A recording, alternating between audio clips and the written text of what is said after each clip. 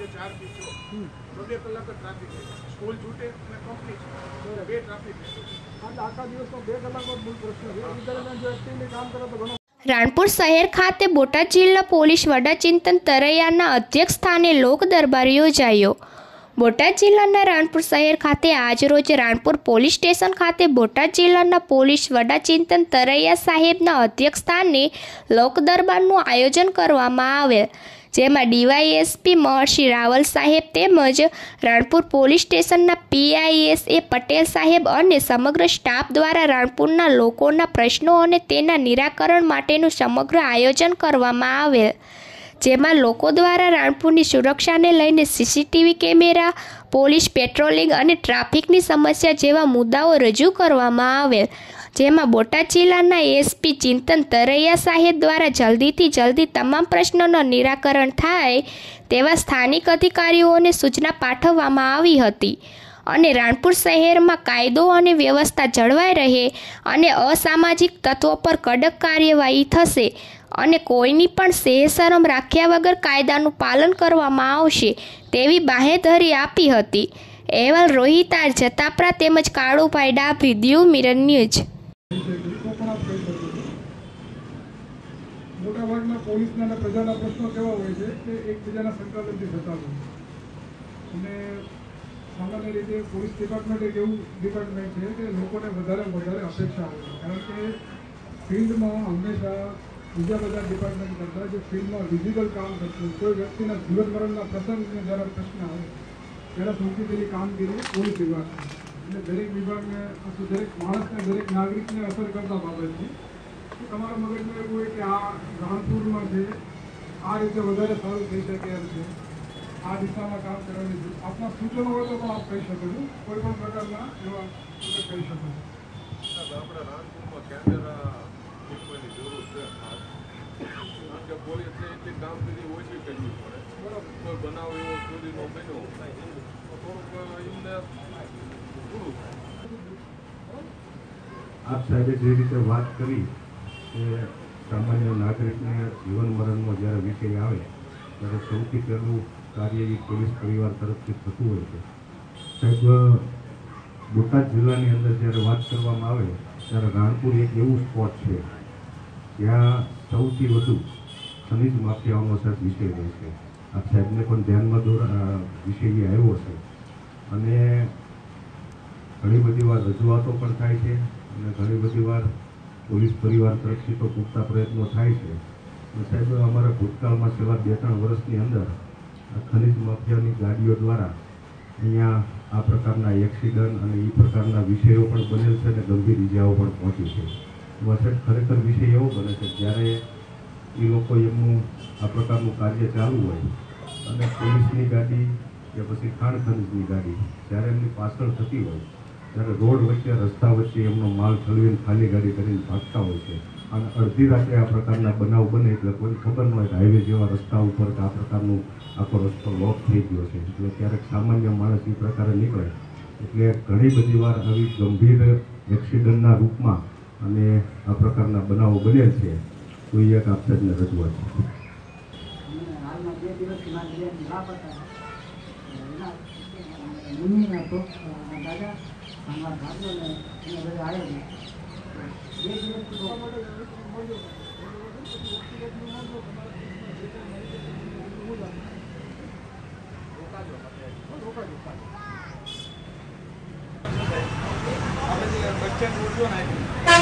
School પણ સાથે છૂટે છે, કંપની પણ સાથે છૂટે છે, એટલે આપણા જવાનો મૂકેલા હોય છે અહીંયા સાહેબ ક્યાંક ને ક્યાંક એમના કામમાં બીજે વ્યસ્ત હોય છે એટલે એક સાહેબ પ્રતિ એક સૂચની આવી દે કે એમના મોબાઈલ રહ્યા ને 2-4 કલાક ગીચામ રાખે અને ટ્રાફિકના સમયે જે કંઈ છૂટવાના સમય છે ત્યારે ખાસ અહીંયા બંદોબસ્ત ઉપર ઊભા રહે।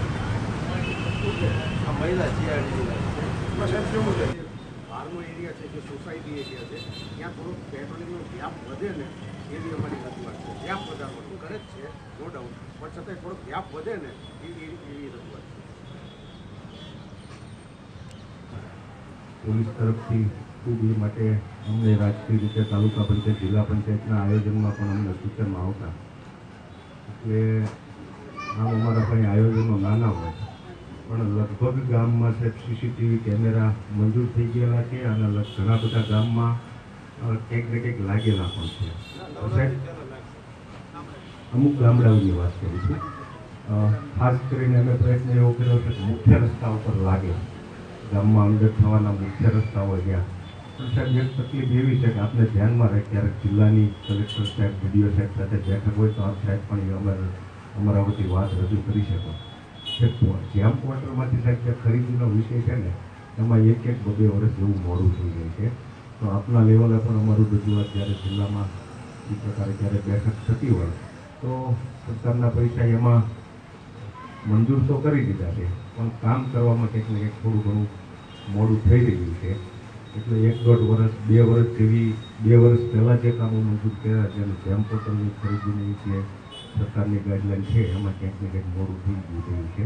જો એનો થોડો રસ્તો ઝડપથી થાય, નિકાલ ઝડપથી થાય તો લગભગ ગામના મુખ્ય સ્પોટ ઉપર સાહેબ કેમેરા લાગી ગયું છે. નાના માણસો બધા ફરિયાદ છે ત્યારે આવે, ફરિયાદ કરવા આવે, ફરિયાદ તો લેવાની વાત તો અલગ, બીજા માણસ સમજાવવા આવે, એ માણસ મારી આનંદ વખતે ફરિયાદ કરવા આવે એની ઉપર ફરિયાદ કરવા એટલે બેસજો તમે શું મુદ્દો છે સમજી કોઈ રજૂઆત હોય ને રૂબરૂ મળજો. નમસ્તે, હું સર એડવોકેટ છું. 1 વર્ષ જેવું થયું, મારી ઓફિસમાં પણ ચોરી થઈ હતી. મેઘાણીનગરમાં ચોરી થઈ હતી. જ્યારે મારી ઓફિસમાં ચોરી થઈ હતી, રાણપુરમાં 3 જગ્યાએ ચોરી થઈ. મારી ઓફિસની અંદર કેમેરા હતા, એને કેમેરા કાઢી નાખ્યા, છતાં મારો એક ગુપ્ત કેમેરા હતો, એમાં એનું આખું ડિટેલ. કોઈ સોલ્યુશન નથી. ચોરની જે કંઈ કેસ છે રાણપુરમાં, પ્રોપર રાણપુર શહેર, એ પણ કેસ સોલ્વ નથી. ચોરીનું થોડુંક એ બાબતમાં, કારણ કે સબળ પુરાવા છે છતાં ક્યાંક તપાસ બધું ઓલી જોયેલ છે અને અમારા બધી પાર્ટીના આગેવાનો કંઈ પણ ઇસ્યુ હોય તો પેલા ખબર ખબર મેળવી અને ખાલી પટેલ સાહેબને કે કોઈ જમાદારથી વાત કરી અને મોટાભાગનું સપોર્ટ થાય છે. અને કોઈ એવા ઇસ્યુ તો છે નહીં. તો સીસીટીવી કેમેરા લાગી જાય એ નવરાત્રિની આજુબાજુ લાગી જશે, એ પ્રશ્ન હલ થઈ જશે. તમામ પ્રબુદ્ધ નાગરિકો, ભાઈઓ અને બહેનો, તમામનું લોક દરબારમાં સ્વાગત કરું છું. લોક દરબારનો મુખ્ય હેતુ કે ભાઈ અધિકારી અમે તો રેગ્યુલર રાણપુર આવતા જ હોઈએ છીએ, પણ આવા પ્રસંગો ઓછા બનતા હોય કે વર્તુળ તમારી સાથે મળી શકાય. પણ આ લોક દરબાર એ માત્ર શરૂઆત છે. આજનો જે પ્રસંગ છે તમારા લોકો સાથે સંપર્ક થયો છે એ લગભગ રેગ્યુલરલી આપણે મળતા રહીશું. એવું નહીં કે મારી વિઝિટ હશે ત્યારે જ મળશું, તો રેગ્યુલરલી આપણે ગમે ત્યારે મળતા રહીશું. ગમે ત્યારે પોલીસ સ્ટેશનની વિઝિટ નહીં હોય ત્યારે પણ તમને લોકોને સામેથી ઉજાગર કરીને તમારા પ્રશ્નો આજે પણ જે લીધા છે એ પ્રશ્નોમાં આવનારા સમયમાં મહિના પછી, 3 મહિના પછી, 6 મહિના પછી શું કામગીરી થઈ એ તમને જાતે અપડેટ કરીશ કે આ દિશામાં આપણે કામ કરી રહ્યા છીએ. મૂળભૂત જોવો જોઈએ તો જે કાંઈ રજૂઆતો આવી અત્યારે આજના જે આપણા તમારા સંપર્કમાં મોટાભાગે સીસીટીવી કેમેરાની અને પેટ્રોલિંગની બાબતો છે. પેટ્રોલિંગ બાબતે રાણપુર પોલીસ સ્ટેશનમાં પૂરતું મહેકમ છે, કદાચ મહેકમ કરતાં પણ વધારે માણસો છે. રાજ્ય સરકારે જે મંજૂર કર્યું છે કે આ પોલીસ સ્ટેશનમાં આ વસ્તી પ્રમાણે આટલા માણસો હોવા જોઈએ, એટલા પૂરતા માણસો છે. જે પેટ્રોલિંગની વાત છે, નવા વ્હીકલ આપને તમામ ખબર હશે, નવા 112 વ્હીકલ રાજ્ય સરકારે જે મંજૂર કર્યા છે રાણપુર પોલીસ સ્ટેશનમાં પણ થયા છે. આ જે વાહનો છે એ કોઈ એક લોકેશન સ્પોટ ફિક્સ કરવામાં આવેલા છે. દાખલા તરીકે રાણપુર પોલીસ સ્ટેશનનો વિસ્તાર છે તો મિલિટરી 3 રસ્તા છે ને, આપણે મિલિટરી 3 રસ્તા છે, આ વાહન ત્યાં રહેશે. એ વાહનને પેટ્રોલિંગ પહેલાં શું છે તમે જોયું હશે કે પહેલાં વાહનો બધા આમથી આમ ફરતા હતા, બરાબર. એમાં ઘણા બધા કર્યું છે કે એક સ્પોટ બનાવો અને જે 112નો ફરિયાદ થાય, જે કોલર ફરિયાદ કરે એ હવે ફરિયાદ પોલીસ કંટ્રોલ રૂમમાં નથી આવતી. એ ફરિયાદ જાય છે આ આપણું જીમસનું જે કઠવાડાનું કંટ્રોલ સેન્ટર છે, જે દરેક ફાયર અને ઇમરજન્સી સર્વિસીસનું કંટ્રોલ સેન્ટર છે, ત્યાં જાય અને એપ્લિકેશનના મારફતે એની પાસે ઓનલાઈન એપ્લિકેશન હોય છે, એનું લોકેશન હોય છે, તો તાત્કાલિક એને બનાવવાળી જગ્યાએ પહોંચવા માટે સૂચના કરવામાં આવે અને એનું મોનિટરિંગ ગાંધીનગરથી પણ થાય અને આપણા બોટાદ કંટ્રોલમાંથી પણ થાય. એ માણસને કેટલા વાગે મેસેજ મળ્યો, કેટલા વાગે એ પહોંચ્યો, એ બધા ટાઈમ જે છે માનનીય ડીજીપી સાહેબ સુધી રેકોર્ડ થતા હોય. એટલે વસ્તુની હું તમને ગંભીરતા કહું છું કે આ ગંભીરતાથી ગુજરાત પોલીસ કામ કરે છે. અને રાણપુરમાં પણ આપણે એ જ અસરથી રાખીશું. જે અમુક વિસ્તારોમાં પેટ્રોલિંગના જે સમસ્યાઓ છે એ વિસ્તારોમાં અમે મોટરસાઇકલ પેટ્રોલિંગ છે કે બીજા વાહનો છે, પીએસઆઈ તમારે જોયું છે, અમે લોકોએ ફૂડ પેટ્રોલિંગ ને તમામ પ્રકારની એક્સરસાઇઝ આવનારો સમય છે, નવરાત્રિનો સમય છે, કે પછી દિવાળીનો સમય આવશે. રાણપુર સ્વાભાવિક છે આજુબાજુના ગામનું હટાવવાનું કેન્દ્ર હશે, લગભગ મોટેભાગે ખરીદી કરવા આવતા હશે. એટલે આવનારા સમયમાં પણ દિવાળી નવરાત્રિના તમામ તહેવારોમાં જેટલું મેક્સિમમ જે તમે કીધું દાખલા તરીકે 2 કલાકનો સમય છે તો એ 2 કલાક દરમિયાન પૂરતું ધ્યાન આપીને કામ કરવામાં આવશે. અને જે કાંઈ પણ પેટ્રોલિંગના પ્રશ્નો છે એ દિશામાં 100%નું મહેનત કરશે. તમારા પણ સૂચનો મેળવશું કે કઈ દિશામાં આપણે કયા વિસ્તારમાં પેટ્રોલિંગ ઓછું થાય છે ત્યાં વધારે એ દિશામાં મહેનત કરશું.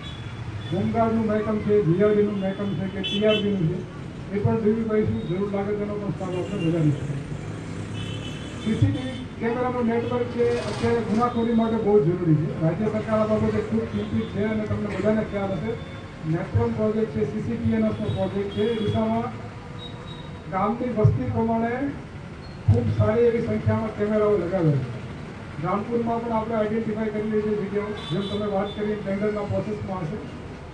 એ સરકારી ગ્રાન્ટના કેમેરાઓ ઉપરાંત દાખલા તરીકે રાણપુરનો જે મુખ્ય બજાર છે તો એ મુખ્ય બજાર પર અસંખ્ય એવી જગ્યાઓ હશે. દાખલા તરીકે દરેક વ્યક્તિએ પોતાના વ્યક્તિગત કેમેરા મૂક્યા હશે.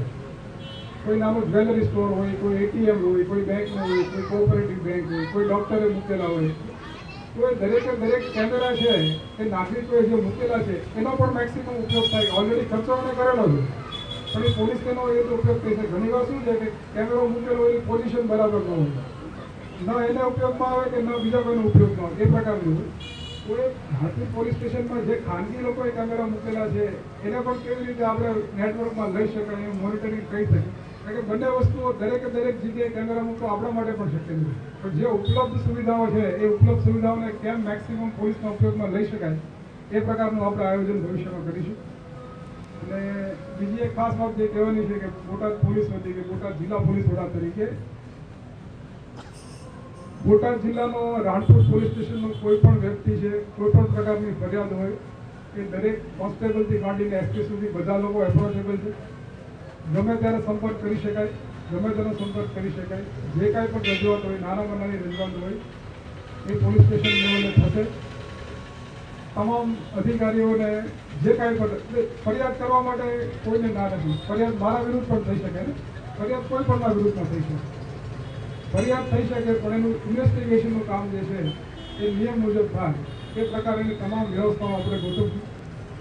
નિયમ મુજબ થાય, સાથે સાથે એ સંવેદનાપૂર્વક થાય કે ભાઈ કોઈને ત્યાં બનાવ બની ગયો, મારામારીનો બનાવ બની ગયો. એટલે સ્વાભાવિક છે દરેક લોકોની અપેક્ષા હોય કે પોલીસ કડકમાં કડક કામગીરી કરે, પણ ક્યાં સુધી કે પોતે ફરિયાદી હોય ત્યાં સુધી. પોતે આરોપી હોય તો એવું નહીં છે કે પોલીસ કડક કામ, પણ એવું નહીં થાય. પોલીસ કોઈ પણ પ્રકારના પક્ષપાતી કે કોઈ પણ પ્રકારના વગર કામ કરશે, તટસ્થતાથી કામ કરશે અને કાયદાની જે મર્યાદાઓ છે, જે કાયદાના નીતિ નિયમો છે એ પ્રમાણે કામ કરશે, પણ સંવેદનાથી કામ કરશે. નાનો બનાવ હશે, જે લેવલે અટેન્ડ થવો જોઈએ લેવલે અટેન્ડ થશે, જે પ્રમાણેની વ્યવસ્થાઓ કરવાની થશે, અટકાયતી પગલાઓ છે કે જે બંદોબસ્ત રાખવાની તમામ પ્રકારની વ્યવસ્થાઓ રાણપુર પોલીસ દ્વારા કરશે.